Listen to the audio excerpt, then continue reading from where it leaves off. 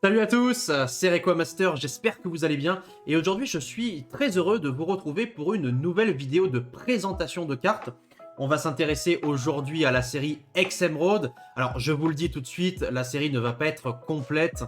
Vous avez l'habitude maintenant, hein, j'en vois de plus en plus de cartes chez PSA. Donc là, actuellement, au niveau de la série Emerald, j'en ai 3 en classeur, désolé, qu'il me reste.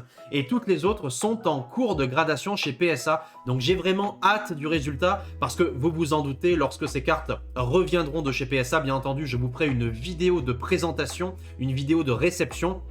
On espère des PSA 9 et des PSA 10 évidemment, mais il y a de magnifiques Zolos qui ont été envoyés. On a Rayquaza, on a Milobellus, il y a toutes les plus belles Zolos de Emerald qui ont été envoyés, entre autres, hein, bien sûr, puisque j'ai envoyé aussi des Zolos d'autres séries, Deoxys, Légendes oubliées. Il me reste à envoyer encore toute la série Force cachée. Mais en tout cas, pour Emerald, on est bien. J'ai déjà envoyé la plupart des Zolos. Cependant, j'en ai encore gardé 3 sous le coude, quand même, pour vous faire cette vidéo de présentation. Le but de cette vidéo, donc, c'est pas de vous faire une présentation complète de la série Emerald, mais en tout cas de vous montrer un petit peu que dans cette série, il y a de très belles illustrations, et pas forcément uniquement les Zolos. On a aussi de très très belles rares, de très très belles peu communes, de très très belles communes. Je vais quand même commencer par vous montrer les 3 cartes holo qui sont encore avec moi. Et quant aux autres cartes holo, aux autres ex, eh bien, vous l'avez compris, il faudra être patient puisque je vous les montrerai lorsqu'elles reviendront de chez PSA. Je sais qu'il y en a déjà quelques-unes qui sont revenues. Mon Milobellus X de Emerald, par exemple, est revenu PSA 9. Mon Rayquaza holo de Emerald également est revenu PSA 9. Donc voilà, il y a de belles surprises qui vont arriver, donc restez à l'affût. De toute façon, je vous ferai une vidéo de présentation pour vous montrer tout ça.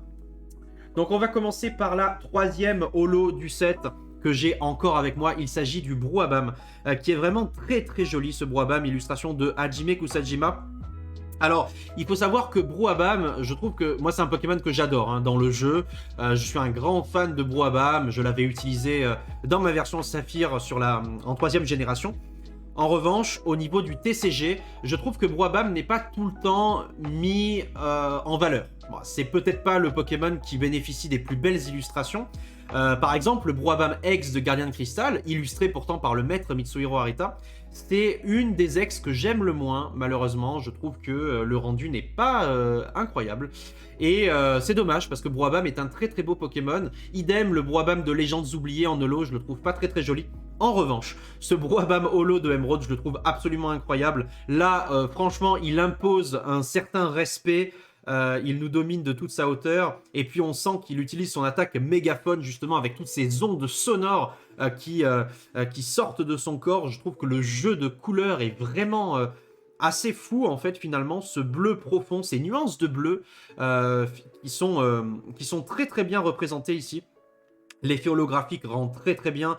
J'aime énormément aussi le fond un petit peu rocailleux, un petit peu montagneux. Illustration donc de Kusajima, forcément c'est une masterclass. Le Pokémon a 4 attaques, un petit peu comme le Tyrannosif X de Force Cachée. Et franchement c'est une dinguerie. Je sais pas, quand je vois cette carte, eh bien je me rappelle le moment où je l'avais tiré en booster à l'époque, quand j'avais ouvert des boosters Emerald, et je me souviens, j'étais vraiment ravi. Je me disais, bah là, voilà un banger, quoi. Voilà, voilà une sublime carte qui se rajoute à ma collection. J'en étais vraiment ravi parce que quand vous voyez ça, vous vous dites, ah oui, j'ai vraiment eu quelque chose dans le booster, quoi. Là, il n'y a pas de problème à ce niveau-là, vous êtes vraiment ravi. Donc voilà, je suis un grand fan de cette illustration. N'hésitez pas à me dire ce que vous en pensez. Alors ensuite, on va passer à une carte que je n'ai pas encore envoyée à la gradation, que je vous montre aujourd'hui, mais qui est vraiment très belle, qui compte parmi les plus belles holos de Emerald, selon moi. C'est le Gardevoir. Alors cette fois-ci, je l'ai en holo reverse, comme en atteste le logo de la série en bas à droite du cadre, le titre en or, hein, le nom en or du Pokémon, ainsi que les PV. Donc l'effet reverse, voilà comment il est sur Emerald. Alors vous voyez bien la différence avec Force cachée, où on avait effectivement un petit peu le même genre de Pokéball au fond dans l'effet reverse, mais c'était quand même pas du tout la même chose, puisque les Pokéballs de Force cachée ne se voient que sous un certain angle de lumière, alors qu'ici pour Emerald, elles sont quand même très très visibles, les Pokéballs. On a aussi des petites étoiles, des petits soleils qui brillent un petit peu partout sur l'illustration. Donc voilà, on est sur le bling bling, ça brille bien, mais moi j'adore. Donc forcément, c'est une très très belle holo de Kagemaru Himeno qui est absolument sublime. J'ai cette carte en anglais PSA 10, petit coucou à la team Skiratros, Professeur Chen. J'avais gagné au cours de l'une de leurs vidéos, eh bien, ce garde-boire en anglais qu'ils avaient tiré de booster. Je l'ai envoyé à la gradation chez PSA, il était revenu PSA 10. Donc voilà, très heureux de vous montrer cette carte en français, en tout cas, qui est vraiment très très jolie. C'est la 4ème sur 106, avec la petite étoile qui brille, hein, puisque c'est une reverse de la série, donc Ex-Emeraude. Illustration magnifique, hein. Franchement, Himeno nous a fait un travail sensationnel sur cette illustration, complètement dingue. Regardez son œil, son regard, il y a vraiment tout qui va. C'est une vraie masterclass. Et dernière holo que j'ai à vous présenter aujourd'hui, qui est vraiment exceptionnelle également, peut-être dans mon top 5, très facilement dans mon top 5 des plus belles holos de la série Ex-Emeraude. Il s'agit de ce Groudon, qui est complètement fou. Groudon de Cookie Saito.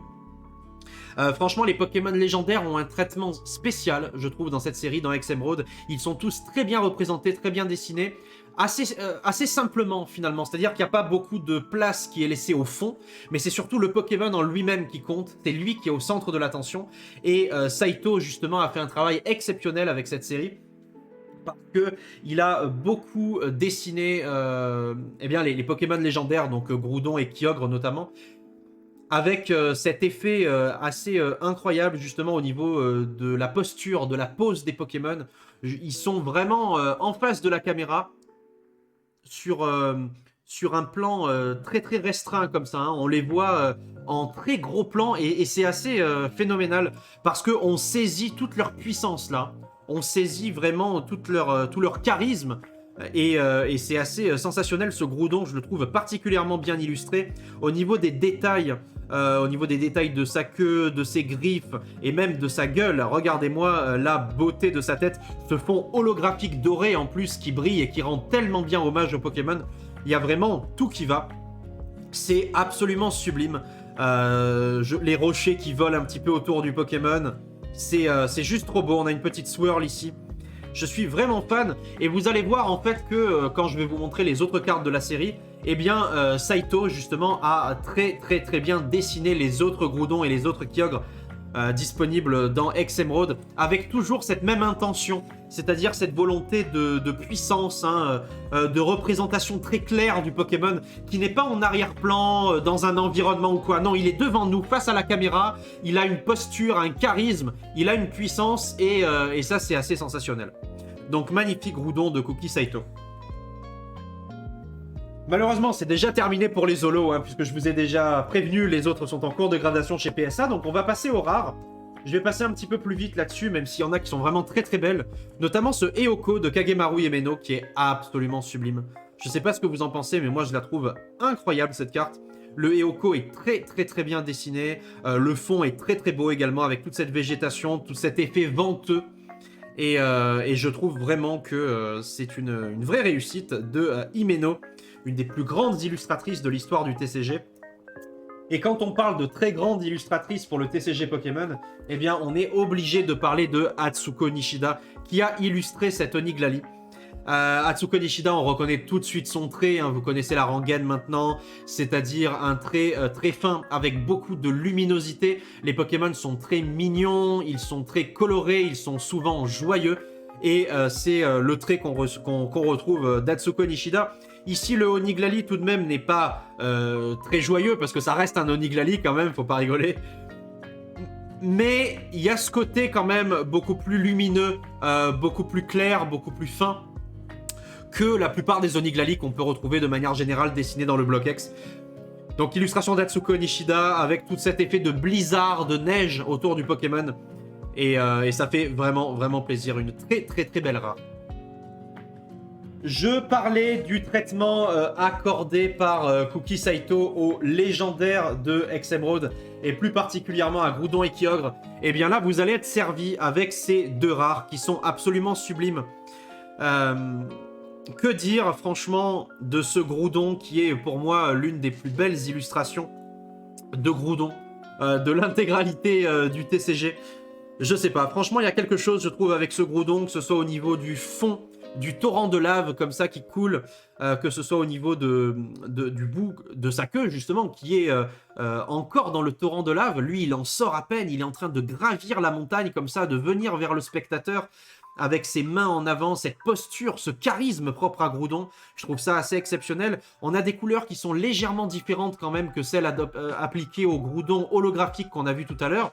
Là, les couleurs sont nettement plus sombres, avec justement un jeu de luminosité totalement différent, puisqu'il est censé se trouver dans un cratère, en train de gravir une montagne. Donc on a des couleurs beaucoup plus sombres, avec un marron beaucoup plus cramoisi finalement, et je trouve ça assez stylé au niveau des formes. C'est absolument sublime. Regardez-moi ces détails justement sur eh bien, les motifs qui ornent habituellement Groudon, le travail sur ses yeux, sur justement sa gueule, et énormément de... Voilà, aucun détail n'est laissé au hasard, c'est ça qui est incroyable avec Saito à chaque fois. Tous les ornements sont vraiment comme dans une sculpture, hein. Ils sont représentés avec une grande délicatesse et une grande justesse, je trouve. Donc félicitations à Saito pour ça. Le Kyogre, il est très très très beau également. J'ai une préférence pour le Groudon, hein, vous l'aurez compris entre ces deux cartes, mais le Kyogre est quand même très joli. J'aime beaucoup sa posture, le fait qu'il ait comme ça l'arrière du corps en courbe, qui soit un petit peu rabattu. Et en tout cas, un travail énorme sur sa gueule également, avec l'écume qui sort de sa gueule ouverte. Le travail sur ses dents également, un petit peu le même que celui accordé à Groudon. Et cet environnement aquatique vraiment très sympa. Donc voilà, n'hésitez pas à me dire laquelle des deux vous préférez. Mais moi, je suis un grand fan de ces deux illustrations d'Exemeraude. Vous l'aurez compris. Donc le Groudon, c'est la 14 et le Kyogre, c'est la 15e du set. On va passer ensuite à Elexprint. Donc Elexprint, c'est un Pokémon que j'adore, hein, j'en ai beaucoup parlé déjà. Une illustration que j'aime, alors j'aime beaucoup d'illustrations d'Elexprint dans le bloc X. J'aime tout particulièrement le Elexprint illustré par Fukuda dans la série Exemeraude en holo. Là, ici, je vous donne simplement la carte en simple rare. Mais le Elexprint holographique qui appartient à cette même série Exemeraude est en cours de gradation chez PSA. J'ai vraiment hâte d'avoir le retour, j'ai vraiment hâte de vous présenter cette carte, parce que pour moi il s'agit d'une des plus belles illustrations d'Elexprint du bloc X, si ce n'est la plus belle de mon point de vue. Le Elexprint de Ruby Saphir en holo est aussi absolument sensationnel, et j'aime beaucoup aussi le Elexprint de la série Team Magma versus Team Aqua. Ici, on est sur un Elexprint en rare, illustré donc par Kagemaru Himeno. Très très belle illustration, franchement, regardez-moi ce dessin, cette précision du dessin, absolument phénoménal. La posture du Elexprint un petit peu assis, comme ça, accroupi, ça fait vraiment plaisir. Je suis un grand fan de cette carte avec les arcs électriques, comme ça, ce halo de lumière qu'on retrouve derrière le Pokémon, devant les nuages, et puis ce fond rocheux, montagneux, très spécifique à pas mal de cartes d'Exemeraude aussi. Je trouve ça vraiment très très joli, et puis c'est l'une des plus grandes illustratrices qui nous fait cet Elexprint, donc je suis vraiment fan. Allez, je vais vous montrer maintenant les cartes 2 par 2, hein, comme ça vous pourrez vous faire un petit avis à chaque fois des différents styles de la série Exemeraude. Ici on a un Tarinor illustré par Kuki Saito, et ici un Relicanth illustré par Atsuko Nishida. Alors, pour la petite anecdote, hein, pour ceux qui ne le savent pas, Relicanth, c'est un Pokémon qui est directement inspiré du Coelacanth.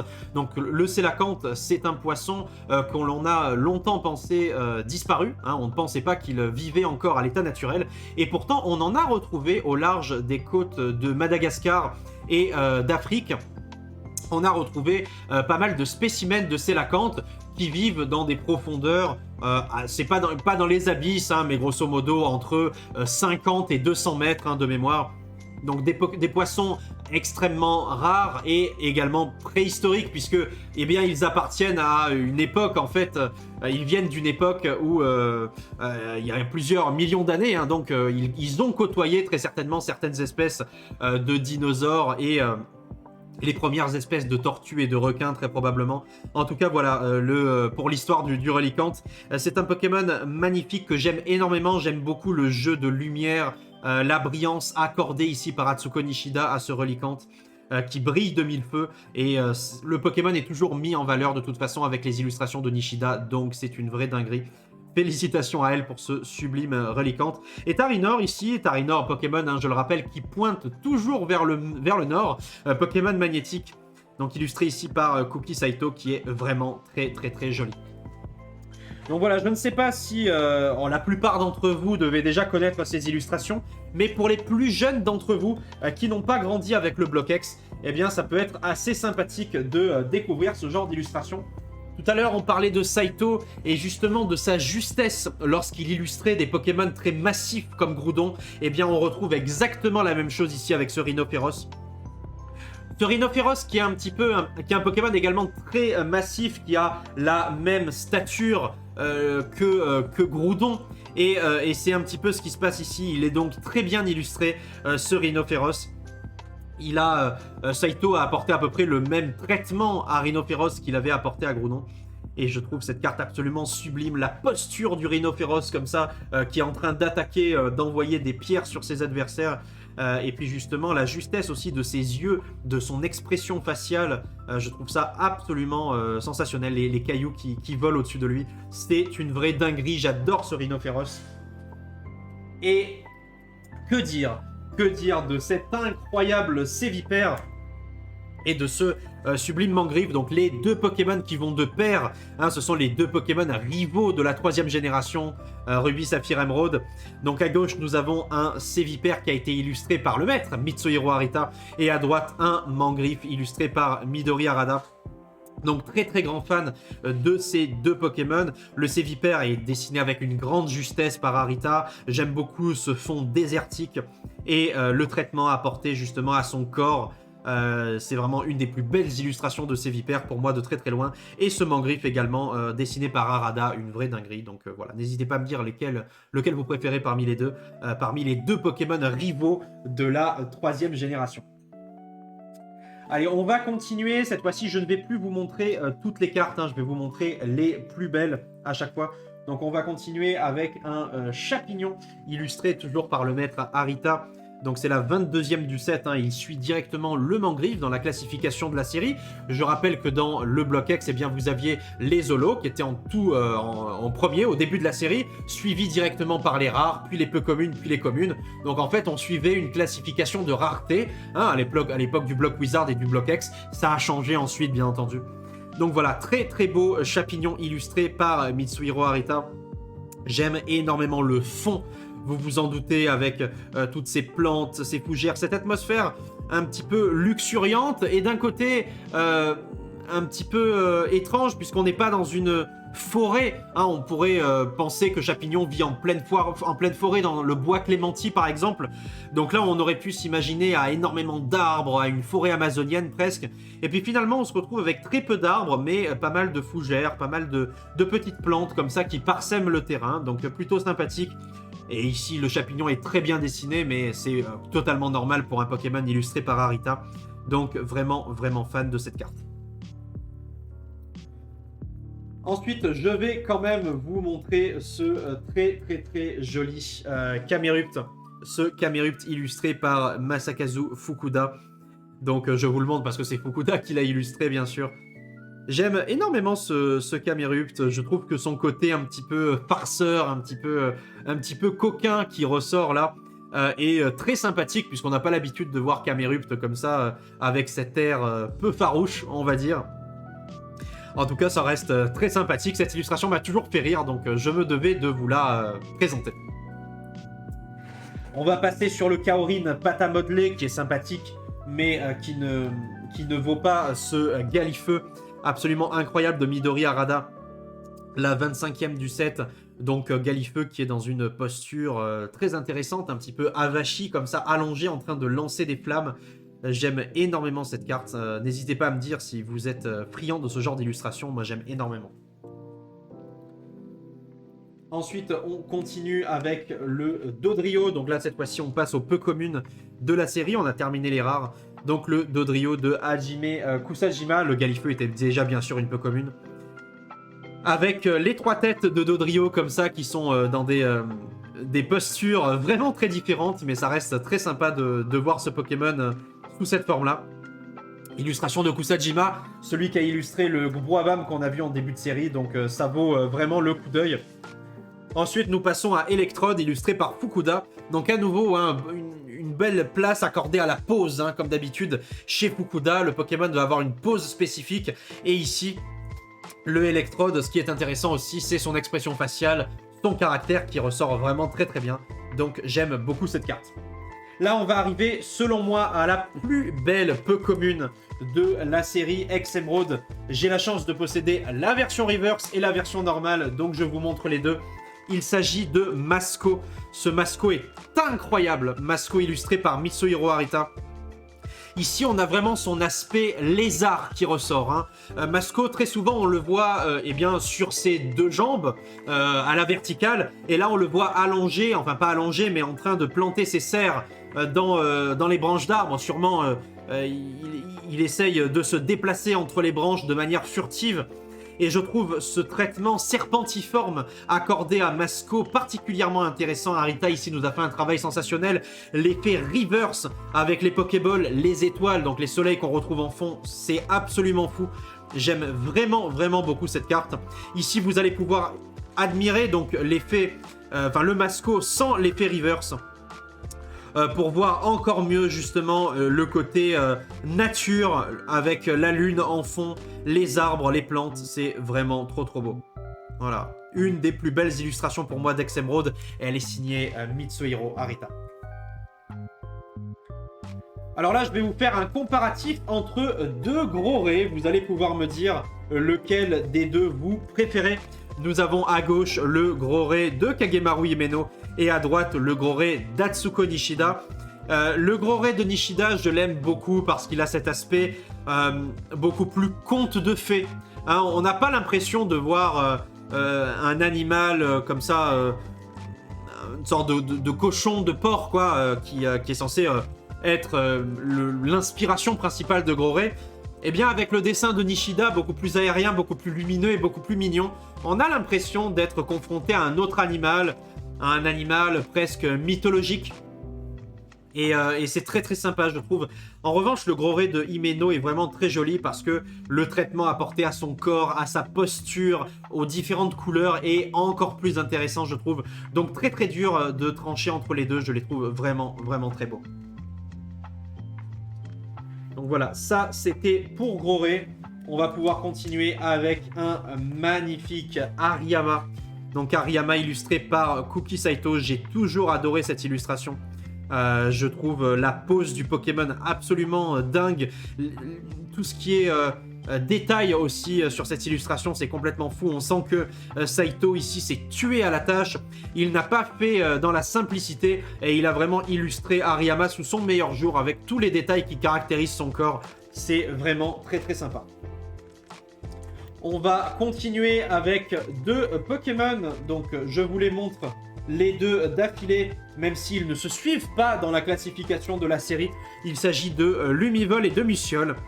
Les deux illustrés par Kuki Saito. Lumivol est la 32e et Musiole la 42e. Donc voilà, ils ne se suivent pas dans la série, mais je vous montre quand même ce duo. Vraiment très sympathique. Saito est un vrai biologiste du monde de Pokémon, puisque comme vous l'avez vu, il laisse une place très importante au Pokémon en lui-même et pas au fond. Le fond est anecdotique, le fond est secondaire, c'est le Pokémon qui compte. Presque on pourrait faire de l'anatomie ici, tellement il nous met un coup de loupe, un zoom incroyable sur le Pokémon. C'est vraiment le talent de Saito, c'est de savoir faire ressortir tous les détails propres à un Pokémon en nous le présentant vraiment de face comme ça. On pourrait faire de la biologie, on pourrait faire une étude de Musiole et de Lumivol, tellement le dessin est particulièrement réussi. Ensuite, une fois que nous avons vu ces deux Pokémon insectes, ces deux Pokémon Lucioles, eh bien, nous allons passer à la sous-évolution de Gardevoir que je vous ai présenté tout à l'heure. Il s'agit donc de Kirlia, illustré par Kagemaru Himeno. Vraiment fan de cette illustration également, j'aime beaucoup cette carte. À nouveau, je trouve que Himeno a trouvé une posture, une pose vraiment sensationnelle. Et Kirlia, ici, est vraiment sous son meilleur jour. C'est une très très jolie illustration. Excusez-moi. Allez, je vais passer le Linéon pour vous proposer le Ramboom de Hajime Kusajima. Alors, autant le Broabam était vraiment sensationnel, autant le Ramboom est peut-être un petit peu moins réussi, mais je trouve quand même cette illustration très forte. Hein. Le Pokémon impose une certaine puissance, une certaine prestance, et c'est vraiment cool de voir Ramboom dépeint comme ça, de manière très virulente, très puissante. Et Ramboom et Broabam, même Chuchmur, hein, enfin la lignée évolutive de Chuchmur, on va dire, ce sont des Pokémon qu'on voit un petit peu moins souvent en ce moment à mon grand dame. Donc j'aimerais bien quand même qu'ils les remettent sur le devant de la scène, un de ces quatre. Ensuite, on a le Flobio de Atsuko Nishida. Je vous montre quand même à côté, puisque je l'ai sous la main, donc j'en profite, le Lagron, illustré également par Atsuko Nishida. Alors vous voyez ici que c'est un misprint, puisque normalement on a un effet holographique qui affecte tout le cadre. Et là, on a une sorte d'effet de surface, un dépôt de surface, mais qui n'est pas arrivé a posteriori, il était là dans le booster, qui recouvre en fait toute une partie du cadre. Donc c'est assez intéressant à noter. J'avais un Libégon X de créateur de légende qui souffrait un petit peu du même misprint. Je sais pas si on peut appeler ça. Oui, c'est un misprint par définition, mais après, c'est pas non plus quelque chose de sensationnel. Mais voilà, c'est à noter en tout cas. Donc le Lagron qui est vraiment magnifique et on reconnaît vraiment le style de Atsuko Nishida ici quand elle nous présente son Flobio et son Lagron qui sont exactement dans la même posture comme ça avec un air mignon, un air joyeux. Avec tout ce mouvement de pattes comme ça, vraiment très sympathique. Donc voilà, je suis un grand fan de cette illustratrice, vous l'aurez compris, un grand fan de ces deux illustrations. Donc voilà, n'hésitez pas à me dire ce que vous en pensez. Ensuite, on continue avec un nouveau duo, puisqu'on a eu Musiol et Lumivol. Et là, maintenant, nous passons à un autre duo de la 3e génération, Pozipi et Negapi. Alors là, les deux participent à une même illustration. On peut voir qu'ils sont dans un stade. Alors, on ne sait pas si ce stade, dépeint un combat de Pokémon. On ne sait pas si c'est un événement sportif. En tout cas, on voit du public de part et d'autre, avec une montagne derrière. Ici, une sorte de panneau d'éclairage pour améliorer la lumière. En tout cas, Negapi et Pozipi sont vraiment très bien représentés. On ne sait pas s'ils se battent entre eux ou s'ils sont en train de supporter une équipe, un dresseur ou un Pokémon. En tout cas, je trouve qu'à chaque fois, les histoires qui sont racontées par les illustrations de Pozipi et Negapi sont vraiment très intéressantes. Donc, j'aime beaucoup ces deux cartes. N'hésitez pas à me dire ce que vous en pensez. Allez, je vais essayer d'accélérer un petit peu pour pas non plus vous faire une vidéo trop longue, surtout que là je ne vous présente pas l'intégralité de Force Cachée, étant donné, comme je vous l'ai dit, que les Holos et les Ex sont en cours de gradation, donc on va pas non plus faire une vidéo d'1 heure. Il n'y a pas de star dans Emerald, je le précise pour ceux qui ne le savent pas. Emerald, c'est une série qui n'existe pas en japonais à proprement parler, un petit peu comme Gardien du Pouvoir, même si Gardien du Pouvoir, on a eu World Championships, tout ça. Mais pour Emerald, en fait, c'est une sorte de melting pot avec plein d'illustrations originales japonaises qui avaient été éditées en promo notamment et qui ont été rattrapées en Occident dans une même série qui s'appelle donc Emerald. Mais en tout cas, à proprement parler, cette série n'existe pas en japonais. Ici, on est sur un fenard de Midori Harada vraiment très joli. J'aime beaucoup le dessin, le traitement accordé justement à ses pattes, à ses queues, au traitement, à son corps de manière générale, quoi, avec sa petite houppette, sa petite crête. Donc vraiment très joli Pokémon. Et quand c'est illustré par Harada, forcément, ça prend une dimension encore plus incroyable. On continue avec un Avaltou. J'adore Gloupti, Avaltou personnellement. Ce sont probablement mes Pokémon poison préférés. Et Gloupti, Avaltou illustré par Atsuko Nishida. Donc d'un coup, ils deviennent beaucoup plus mignons qu'ils ne l'étaient déjà. Donc voilà, je suis vraiment fan de cette carte. Et voilà, c'est Nishida, quoi. Rien à dire, c'est juste trop beau. Alors là, on arrive sur un de mes Pokémon préférés de la 3e génération, un de mes Pokémon vol préférés de très loin. Il s'agit de Eledel. J'adore Nirondelle et Eledel, je suis vraiment un grand fan de ces deux Pokémon. Donc illustration de Kimura. Ici, ce qui est à noter, c'est le soin tout particulier qui est apporté au Pokémon, c'est-à-dire aux couleurs et à la posture, à la pose du Pokémon. C'est lui qui est mis en valeur, le reste est anecdotique. Le Eledel, ici, on est là pour bien le dessiner. Regardez le travail sur ses serres, regardez le travail effectué sur ses plumes également, qui luisent de mille feux. Le travail sur cette couleur rouge, cette couleur blanche, cette couleur bleue, on dirait vraiment un oiseau exotique, alors que c'est une simple hirondelle, notamment, normalement, et voilà, c'est vraiment magnifique. J'adore cette illustration, je suis un grand fan de ce Pokémon. Ensuite, on va passer à Cacnea, un Cacnea absolument magnifique, illustré par Arita, Quand j'étais petit, je pensais que le Pokémon était géant, enfin que Cacnea était géant sur cette illustration, parce que je pensais qu'en fait ça c'était une montagne et que d'un simple mouvement de bras, il détruisait des montagnes entières, des rochers entiers. Alors que bon, c'est une simple contre-plongée, hein, il a la taille habituelle, mais voilà, en tout cas, une histoire particulière avec ce Cacnea que j'aime énormément. Allez, on va continuer avec une petite carte reverse, ça faisait longtemps, je vais vous montrer à nouveau la version reverse et la version simple commune. Il s'agit de Dodio, illustré par Kusajima à nouveau. Donc Dodio, un petit peu dans le même style, hein, de toute façon que le Dodrio qu'on avait vu tout à l'heure, avec les 3 têtes qui partent un petit peu partout. Ici, on est sur un Dodio qui est en train de sprinter, qui est en train de faire une sacrée course. Et justement, l'effet reverse, je trouve, lui va à ravir avec ses Pokéballs et ses étoiles qui brillent de mille feux. En tout cas, voilà, très très jolie illustration et je me devais de vous la montrer aujourd'hui. On va à nouveau faire un petit comparatif, hein, vous l'avez compris, hein, on va comparer des illustrations. Donc là, tout à l'heure, on a pu comparer justement Posipi et Negapi, on a pu comparer les gros rays, etc. Et là, on va comparer les Dynavolt. Donc n'hésitez pas à me dire lequel vous préférez entre le Dynavolt de Kagemaru Himeno et le Dynavolt de Masakazu Fukuda. Personnellement, et c'est peut-être la première fois, mais je préfère le Dynavolt de Kagemaru Himeno. Je suis un grand fan de Fukuda, vous le savez, c'est mon illustrateur préféré. Mais ici, je dois avouer que même si son Dynavolt, avec la tête un petit peu très ovale, très alien, est très sympathique, je préfère quand même largement le traitement du Dynavolt de Himeno, qui est pour moi bien mieux dessiné, avec une prestance assez incroyable. Un fond très sympathique justement avec les arbres que je trouve vraiment stylé. Donc un grand fan de cette carte, hein. N'hésitez pas à me dire laquelle vous préférez vous de votre côté. Allez, les comparaisons ne sont pas finies. On va continuer avec une nouvelle comparaison. Il s'agit cette fois-ci de Barpo. Le Barpo de Atsuko Nishida et le Barpo de Kagemaru Himeno. Et ici, pour moi, c'est très clair, même si je suis un grand fan de Nishida, vous le savez, je vous l'ai répété maintes et maintes fois, eh bien, c'est à nouveau le Barpo de Kagemaru Himeno qui l'emporte, moi, de mon côté. Je l'adore, j'ai toujours adoré le petit appât en forme de Pokéball, comme ça, qui descend et qui traverse la surface lumineuse de l'eau, tout simplement. Je trouve cette carte très réussie, le décor est trop beau, l'histoire que ça raconte est très sympathique, donc vraiment je suis un grand fan de ces deux communes. Je vous ai montré eh bien, le Avaltou.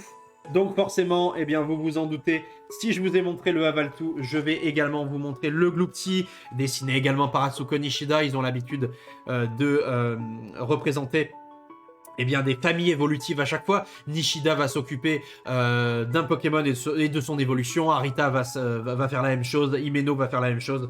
Voilà, donc c'est quelque chose qui avait vraiment cours à l'époque du Bloc X. Donc ce Gloopty est vraiment très joli, justement avec les feuilles autour de lui, cet aspect très lumineux, très clair, très pastel, propre à Nishida. Je trouve ça vraiment réussi. Allez, on va passer à une nouvelle reverse. Il s'agit de Meditika, que je trouve absolument dingue. Le Meditika de Kuki Saito qui est en train de donner un sacré coup de genou. Ici, cet effet m'a toujours plu quand j'étais petit. En tout cas, je me souviens que cette carte m'avait vraiment intrigué. Et voilà, elle est vraiment trop belle. J'aime énormément cette illustration. L'effet reverse lui va à ravir. Donc voilà, un grand fan de ce Meditika. Nous allons continuer avec le Gobu. Vous avez vu le Flobio de Nishida, vous avez vu le Lagron de Nishida. Et bien maintenant, vous voyez le Gobu de Nishida, qui est vraiment juste trop beau. On est à nouveau dans ce même style, avec ce fond doré, ce fond lumineux. On va pas redire toujours les mêmes adjectifs, mais vous comprenez de quoi il s'agit. Vous voyez directement que c'est Nishida, et c'est vraiment très stylé. Allez, nouveau petit comparatif, je sais que ça vous avait manqué, entre deux cartes, entre deux Pokémon différents. Et bien cette fois-ci, on va comparer les chamallows. Alors, quel chamallow préférez-vous entre le chamallow de Midori Harada et le chamallow de Masakazu Fukuda? Eh bien, à nouveau, je vais trahir Maître Fukuda, je vais trahir mon mentor, mais je vais préférer ici le chamallow de Midori Harada, que je trouve particulièrement bien réussi. Il y a tout dans cette carte, je trouve l'aspect justement chamallow, de chamallow, qui est très méta, eh bien on le retrouve très bien sur cette illustration, sa posture aussi sur le dos. Je trouve ça très mignon, très sympa, très réussi. Donc voilà, un grand fan de ces deux cartes, mais tout particulièrement du chamallow de gauche. Allez, on va continuer tout de même, on est obligé de les présenter, on ne peut pas faire l'impasse sur ces deux cartes. Il s'agit de Pichu et de Pikachu, le Pikachu de Nakoaka et le Pichu de Nakoaka et le Pikachu de Masakazu Fukuda. Donc voilà, vraiment très très sympathique. Le Pichu qui est entouré de pâquerettes, donc ce qui rajoute un côté très sympa, très mignon. Et le Pikachu de Fukuda qui fait vraiment jaquette de jeu, qui fait vraiment Pikachu de l'animé finalement. Et je trouve ça vraiment très très stylé. Donc voilà, deux très belles cartes qu'il fallait avoir à l'époque lorsque vous ouvriez des boosters Emerald. Et bien vous étiez vraiment très content de tomber sur des cartes comme ça, en commune en tout cas. Allez, on se dirige tranquillement vers la fin. Il nous reste quelques très belles cartes quand même à avoir, comme ce sublime Tarsal. Hein, comme ça, on aura vu la lignée évolutive complète. Donc avec Tarsal, Gardevoir et... enfin, Tarsal, Kirlia et Gardevoir. Et bien là, on a donc Tarsal, le Pokémon, le petit, bien entendu. Illustré par Kagemaru Himeno, on a un petit peu le même style, le même effet qui ressort ici. Je trouve cette carte particulièrement belle, particulièrement réussie.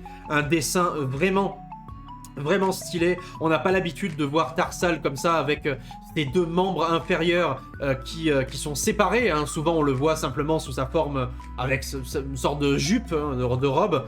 Et bien là, on a ces deux éléments séparés. C'est vraiment très sympathique au niveau de ses petites jambes. C'est vraiment joli. J'adore ce Tarsal.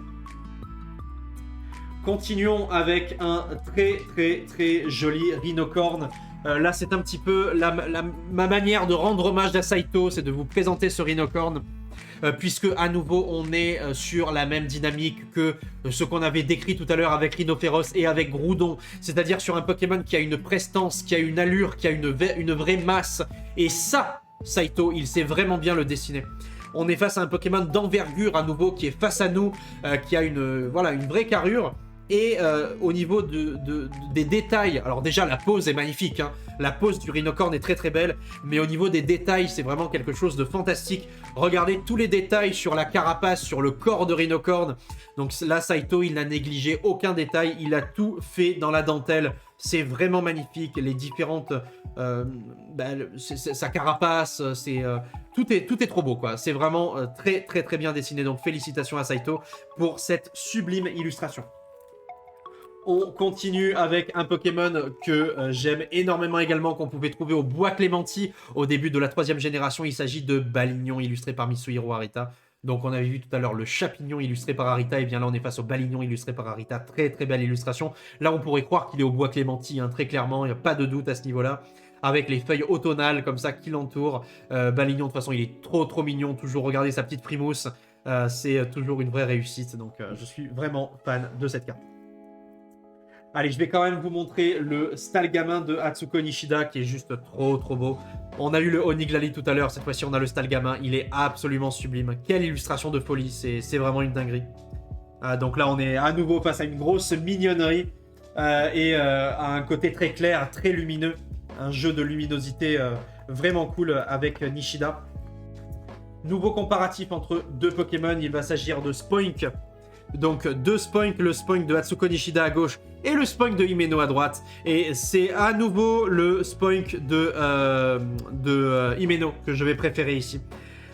Je trouve qu'on retrouve un petit peu moins le style de Nishida sur cette illustration. Il y a un petit peu moins ce côté lumineux, ce côté pastel. Alors que sur le Spoink de Himeno, je le trouve vraiment réussi, très bien dessiné. Énormément de détails. Il est vraiment trop beau, quoi. Il est absolument sublime.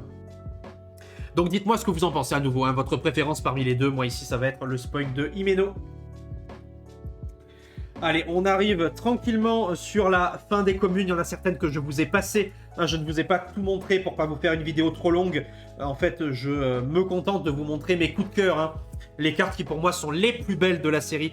On est face au Nirondelle, absolument sublime. On a eu le Eledel tout à l'heure. Ce Nirondelle est vraiment magnifique.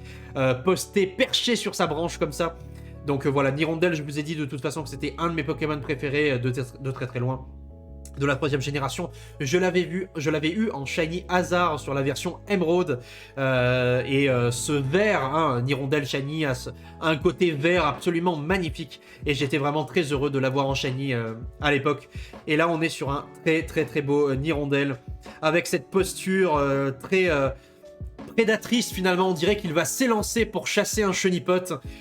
C'est vraiment très joli. J'aime beaucoup le traitement apporté à la pose de Nirondelle, aux couleurs de Nirondelle. Il y a vraiment tout qui va dans cette illustration. Félicitations Kimura, c'est une vraie réussite.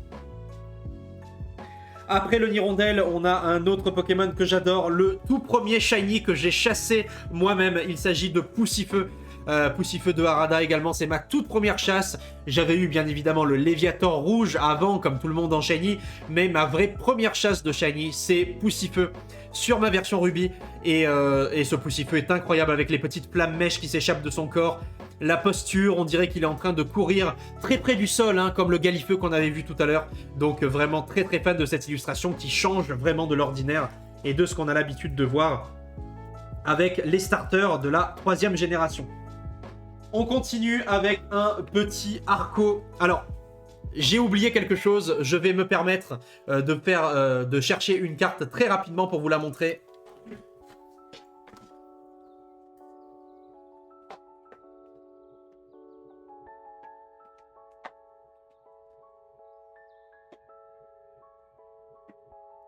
Voilà, désolé pour cette petite pause. Je voulais absolument vous montrer le Arco de moi. Je voulais absolument vous montrer cette carte qui est absolument sublime. Donc Arco de Mitsuhiro Arita, c'est la carte évidemment commune, hein, de la série. Et ce Arco qui a été dessiné par moi. Donc je vous invite à la suivre sur Instagram si vous ne connaissez pas Marjorie. C'est une personne vraiment très sympathique et surtout qui a un talent vraiment incroyable. Et Marjorie en fait s'occupe de peindre des cartes, hein, c'est sa spécialité, c'est sa profession. Elle fait de la peinture sur carte. Et cet Arco, eh bien, je lui avais commandé cette carte-là au tout début, c'est-à-dire vraiment lorsqu'elle commençait à peine à faire de la peinture sur carte. Hein, je pense que je dois être parmi ses toutes premières commandes. Et à l'époque, elle faisait la moitié de la carte. Hein, maintenant, elle vous fait des peintures sur toute la carte. Et voilà, là, elle m'avait fait un Arco de Emerald, puisque je lui avais confié un de mes Arcos d'Emerald, puisque c'était une de mes communes préférées, une de mes illustrations préférées, et donc je lui avais laissé carte blanche. Je lui avais dit bah fais ce que tu veux, et elle m'avait sorti cette masterclass, ce sublime Arco d'Emerald absolument dingue. Donc voilà, n'hésitez pas à me dire ce que vous en pensez. Moi en tout cas personnellement je trouve que c'est une vraie réussite, et encore merci à Marjorie pour cet Arco vraiment fou. Allez, on continue avec un très joli Voltorb. Alors, si j'arrive à le sortir de sa pochette, eh bien, il s'agit du Voltorb de Masakazu Fukuda, puisqu'il avait illustré, Fukuda avait illustré le Electrode que je vous ai montré tout à l'heure. Et bien là, pareil, on a le Voltorb qui est vraiment trop beau. Regardez-moi cette beauté, regardez-moi cette brillance. Regardez-moi ces Pokéballs, regardez-moi ces étoiles. Il y a vraiment tout qui va. C'est une très belle carte.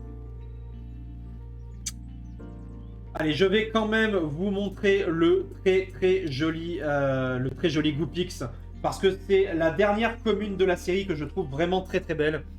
Il y a encore Chuchemur et Zigzaton, mais je les trouve un petit peu en dessous, donc je vais pas vous les montrer. En tout cas, le Goopix est vraiment très joli, illustré par Harada, avec la petite flamme mèche comme ça qui sort de sa gueule. Très belle carte. Très belle carte. Allez, je vais vous montrer une ou deux petites trainers intéressantes, notamment celle-là qui est ma trainer préférée de très loin. Il s'agit de la zone de combat.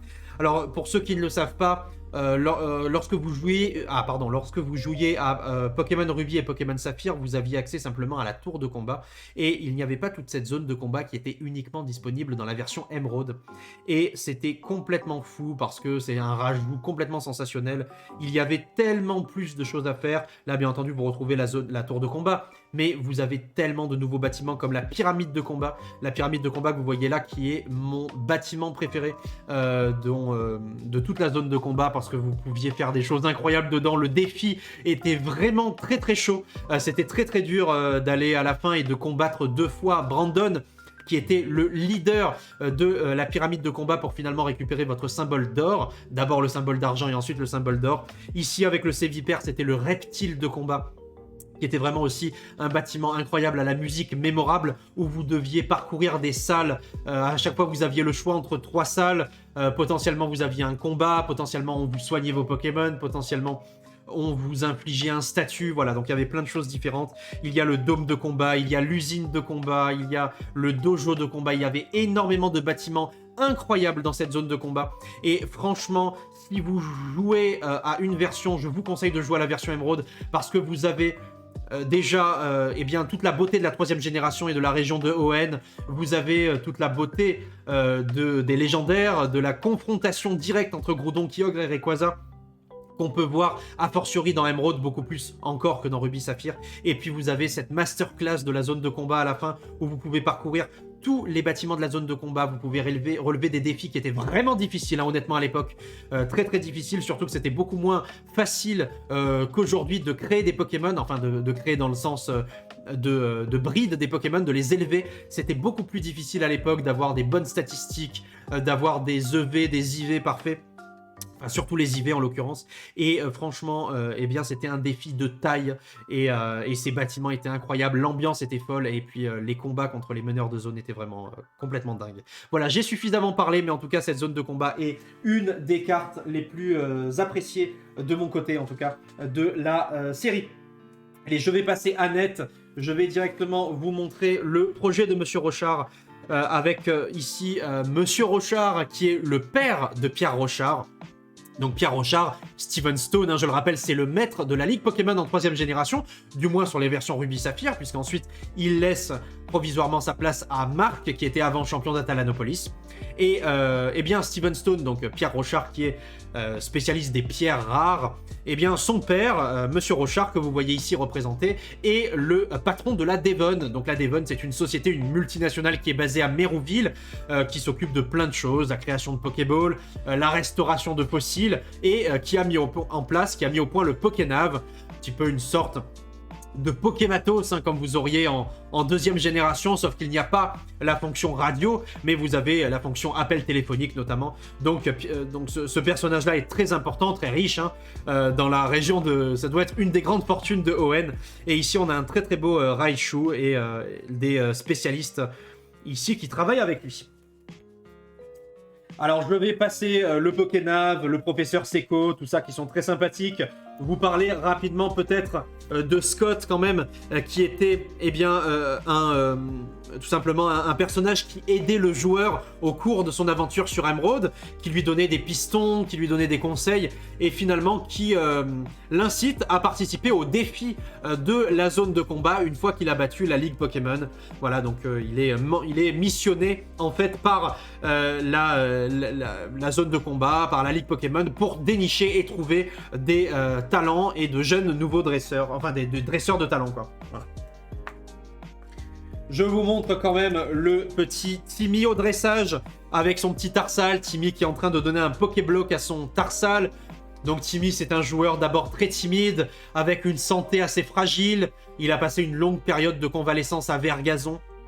Et au fur et à mesure de son aventure, avec aux côtés du joueur, hein, finalement sur les versions Ruby, Saphir, Emerald, eh bien il gagne en maturité, il gagne en confiance, il gagne en force, et finalement devient un très très bon dresseur, jusqu'à nous proposer un combat lors de la route victoire, sur la route victoire, où eh bien il détient des Pokémon très très puissants, notamment son Gardevoir, son Altaria, etc. Et donc, eh bien, c'est une belle histoire de persévérance personnelle. Et ici, Timmy est en train d'entraîner tout simplement son petit Tarsal. Je continue à vous montrer une énergie en reverse, énergie obscurité. Donc voilà, rien de spécial, si ce n'est qu'elle brille de mille feux. Donc ça reste quand même assez cool à regarder, la petite énergie obscurité. Reverse d'Exemerald, vraiment une très très jolie carte qui brille de mille feux, avec des étoiles et des Pokéballs un petit peu partout. Je vais ensuite vous montrer les énergies multiples que je possède également en reverse et qui brillent de mille feux, avec de nouveau les Pokéballs et les étoiles, et beaucoup de couleurs, hein, un spectre de couleurs très très impressionnant, avec toutes les couleurs de l'arc-en-ciel et plus. Donc c'est vraiment très très très sympa ces énergies multiples. C'était vraiment des illustrations qu'on aimait retrouver à l'époque, même si en reverse vous préfériez quand même de manière générale avoir des Pokémon. Et puis là, je vais terminer avec, pour moi, les plus belles énergies de l'histoire du TCG. Eh bien, c'est celle qui avait été éditée dans Pokémon, dans la version... dans la série Emerald, je vais y arriver. Car ce ne sont pas de simples énergies classiques. Il s'agit d'énergies reverse, voire même holographiques. Alors, il faut savoir que ces énergies, vous pouviez les choper à la place de la reverse. Elle prenait la place de la reverse en fait. Et ensuite vous aviez derrière la rare ou l'holographique ou l'ex, peu importe. Mais à la place de la reverse, vous pouviez choper des énergies brillantes dans Emerald. Et elles étaient vraiment sublimes. Ça change des simples énergies feu, énergie plante, énergie électrique qu'on peut retrouver dans les séries habituelles. Regardez-moi comme elles sont belles. Regardez-moi ça. Elles sont absolument sublimes. On a une énergie plante pour commencer avec une très jolie swirl ici. Donc ce sont vraiment des énergies holographiques finalement. Elles sont sublimes. C'est la 101 sur 106. Une brillance incroyable. Un vert très puissant, très profond. Franchement, ça, c'était des énergies, quoi. Hein. Là, vraiment, on est sur des grosses énergies. Ensuite, on a l'énergie feu. Vraiment aussi belle que l'énergie plante, avec ses teintes pourpres, rougeâtres, très puissantes. Ça se voit peut-être pas bien en vidéo, mais les cartes brillent vraiment de mille feux. Elles sont juste trop belles. Et voilà, ça fait plaisir vraiment de voir ça. Ça, c'était une belle époque. Ensuite, on a l'énergie eau. Regardez-moi cette énergie eau. Regardez-moi ce bleu profond. Vraiment, je peux me perdre dans ces illustrations, dans ces cartes-là. Je peux m'y perdre pendant des heures, alors que ce sont des simples cartes énergie. Je peux les contempler pendant des minutes entières. Elles sont vraiment magnifiques. On a une énergie de type électrique également, vraiment magnifique. Énergie électrique avec une swirl à nouveau ici, qui brille de mille feux, un jaune très puissant, très vivace. On a l'énergie psy également, qui est juste trop belle. Regardez-moi cette énergie psy. Regardez-moi cette brillance.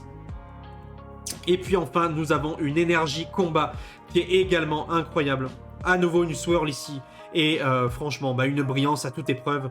Et des points holographiques vraiment sublimes, quoi. Partout sur la carte, il y en a partout. Ils sont pas simplement dans un cadre, à un endroit. Non, ça brille de partout. Il n'y a pas un seul endroit de la carte qui est délaissé. On a des points holographiques très petits. On en a des beaucoup plus grands. Donc on a vraiment tout ce qu'il faut pour être heureux. Merci d'avoir suivi cette vidéo. J'ai essayé d'être le plus rapide possible. Malheureusement, j'ai pas réussi à faire une vidéo de moins de 50 minutes. Donc désolé pour ça, j'espère que vous l'avez apprécié. N'hésitez pas à me faire vos retours et bien sur cette vidéo, sur les autres projets qui sont en cours. Que ce soit sur YouTube, sur Twitch, hein, n'hésitez pas à me suivre sur Twitch, j'ai une chaîne Twitch, n'hésitez pas à rejoindre également mon Discord, tous les liens sont dans la description. Merci à tous pour votre soutien, pour vos retours, pour vos messages privés qui me font vraiment plaisir. Et puis on se retrouve très vite pour une nouvelle vidéo. Merci à tous et puis on se donne rendez-vous très vite. Ciao tout le monde!